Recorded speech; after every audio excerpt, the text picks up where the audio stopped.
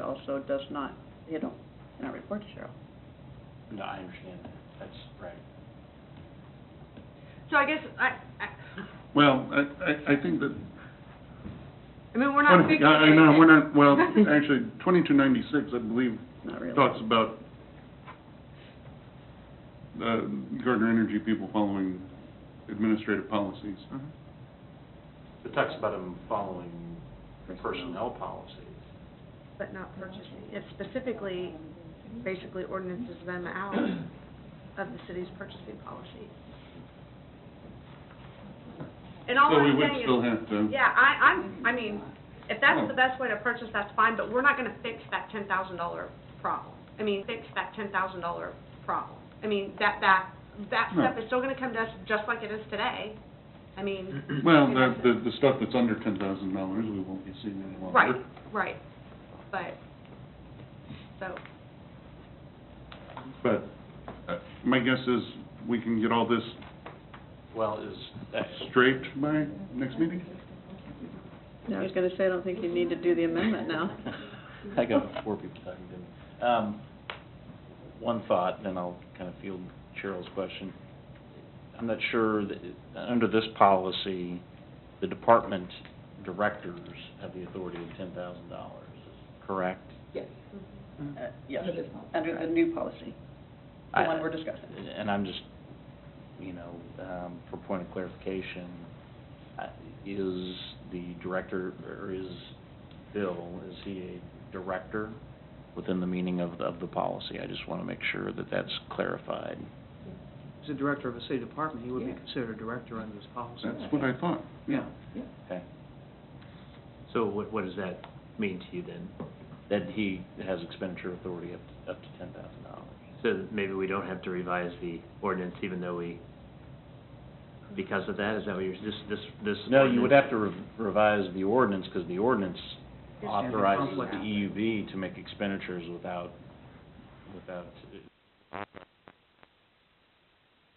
policy, and to basically set up a system on their own to authorize purchases. But if it's void, doesn't this change that in one fell swoop? I mean, Well, I mean- I'm just saying, you've got an ordinance out there,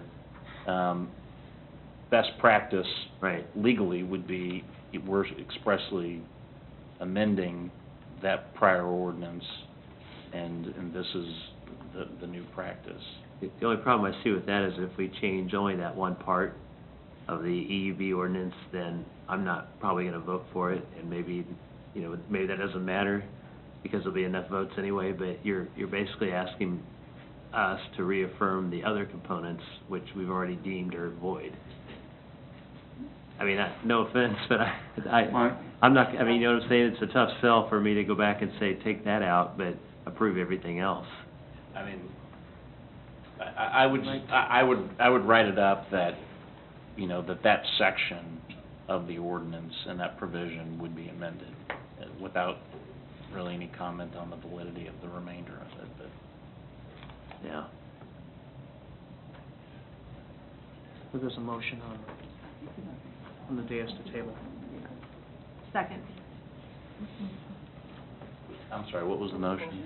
The motion was to table new business item number 2. Okay. It's been seconded.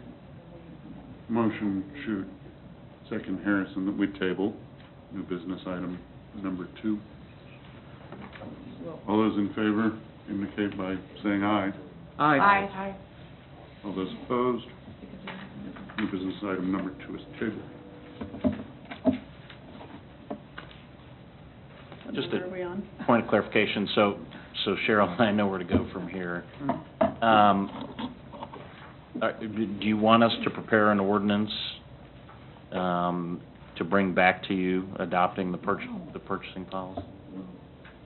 I guess, if we're bringing back an ordinance to adopt this, but we're going to leave the other ordinance out there, I guess the question becomes, why are we bringing an ordinance back to adopt this? We're still not going to fix that. We're going to have 2 policies, so why wouldn't we have this one in place? I think it would be best if we consolidated the purchasing policy under a single purchasing policy. I said that when I first came in here. Right, but I think we don't have consensus for that? For having a single purchasing policy, I think we have a unanimous consensus on a single purchasing policy. It's a matter of, Not with the amounts. Yeah, because they only at the No, I director think, level. I think the amounts are, I think in my opinion, we all agree on the amounts. I think that, Okay. in my opinion, the issue is what happens with the EUB, those purchases that are above director authority, 10,000. but because they don't structurally report to the city administrator, who then approves those? Does everything I see. above $10,000 now come to council? Correct. For the EUB, or, and, I mean, I'm fine with that, but I just think everybody needs to understand that we're not, I mean, it's like there's this layer missing, so. Well, it's- Okay. It's the murkiness because you have two statutes that are going to be in, or two ordinances that will be inherently in conflict Mm-hmm. within our own city. Right. So that's going to cause potentially some issues. But I don't think they'll be in conflict. I mean, right? Because they're not gonna be in conflict, because we're basically saying that the EUB, I mean, $10,000, Bill's authority is no different than Jeff's or no different than Brian's. Mm-hmm. The only thing that's different is now every single expenditure over $10,000 from the electric has to come to the city council. Every other department, that $10,000 to $25,000 can be approved by Cheryl. Right.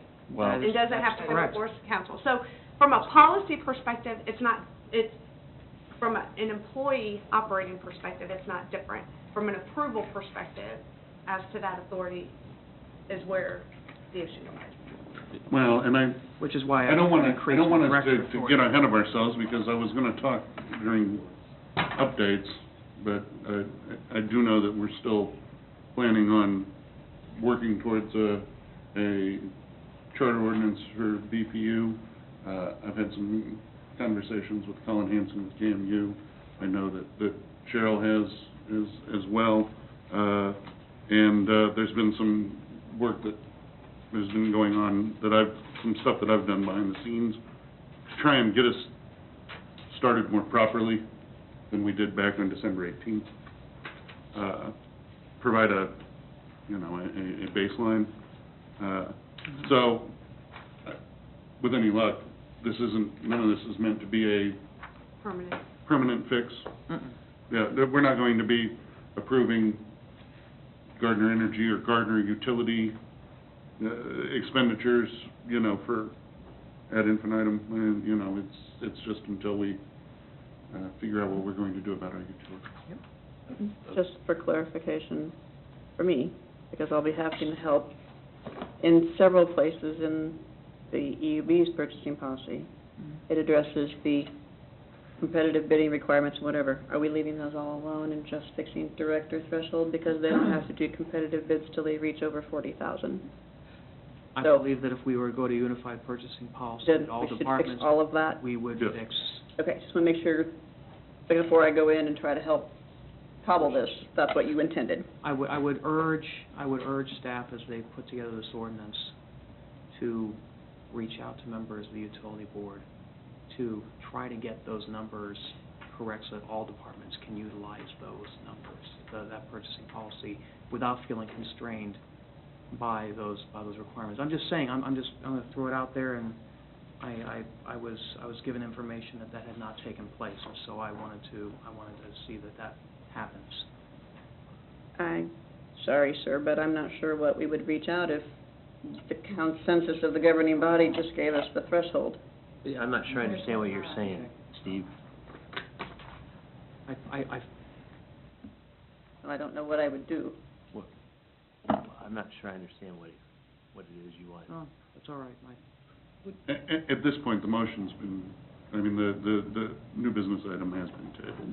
Okay. Let me, just so I have full understanding of what I'm going back and drafting, because if we have an ordinance that adopts, Laura goes back, works this thing out, we have an ordinance that adopts the new purchasing policy, I do want to be clear that under the current ordinance, that would be in conflict with the current EUB ordinance, because the current EUB ordinance at Section 3A does not require city approval of any EUB expenditures.